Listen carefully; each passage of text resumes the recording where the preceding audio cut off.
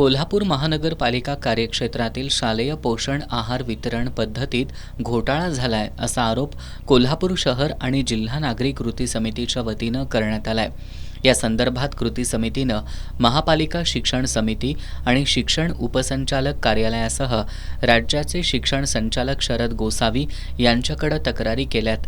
शिक्षण संचालकांनी याची दखल घेत शिक्षण उपसंचालकांना याबाबत चौकशीचे आदेश दिलेत। 2 जुलैला शिक्षण उपसंचालक कार्यालयाला हा आदेश मिळालाय, परंतु चौकशी संदर्भात कोणतीही हालचाल का झालेली नाही अशी विचारणा करत कृती समितीचे रमेश मोरे यांनी निरीक्षक समरजित पाटील यांना धारेवर धरलं। कृती समितीच्या पदाधिकाऱ्यांच्या आक्रमकतेमुळे काही काळ तणावाचं वातावरण निर्माण झालं होतं। येत्या 2 दिवसांमध्ये चौकशी झाली नाही तर कोल्हापुरी पद्धतीनं उत्तर देऊ असा इशारा यावेळी देण्यात आला।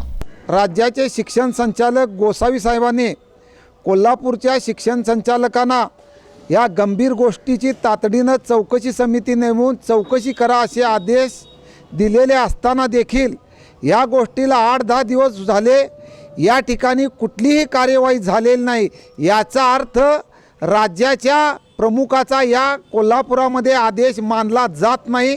याच्यामध्ये लहान मुलांच्या तोंडाचा घास पळवणारी मोठी टोळी सक्रिय आहे।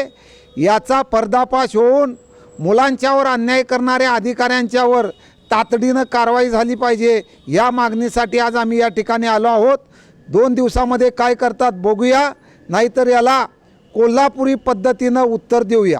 यावेळी सहाय्यक शिक्षण संचालक स्मिता गौड यांना तातडीनं चौकशी करून दोषींवर कारवाई करण्याची मागणी करणारं निवेदन सादर करण्यात आलं।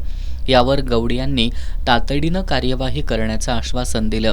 यावेळी कॉम्रेड चंद्रकांत यादव, राजाभाऊ मालेकर, कादर मलबारी, राजाराम कांबळे, लहुजी शिंदे, रवींद्र कांबळे, रणजित पोवार, प्रसाद बुलबुले, प्रकाश आमते, विजय जाधव, चंद्रकांत सूर्यवंशी यांच्यासह कृती समितीचे पदाधिकारी उपस्थित होते।